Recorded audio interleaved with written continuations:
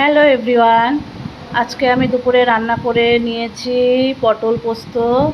তাই তোমাদের সাথে একটু শেয়ার করলাম। পটলগুলো বেশ বড় বড়, পটলগুলো চোচা ছুলে ধুয়ে আমি একটু ভিতরে কাঁচ করে কেটে নিয়েছি, যাতে লবণ হলুদগুলো ভিতরে ঢুকে মশলা।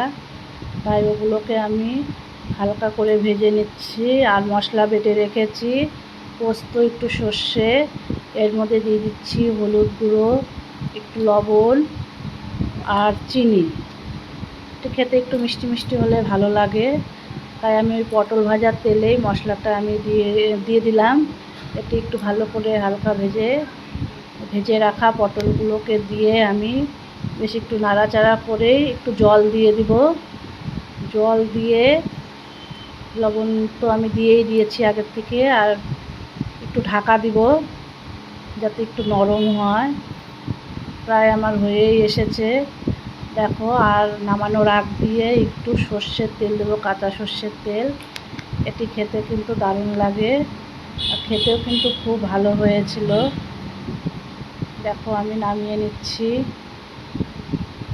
তোমাদের সাথে কথা বলতে বলতে আমার রান্না কমপ্লিট। টাটা।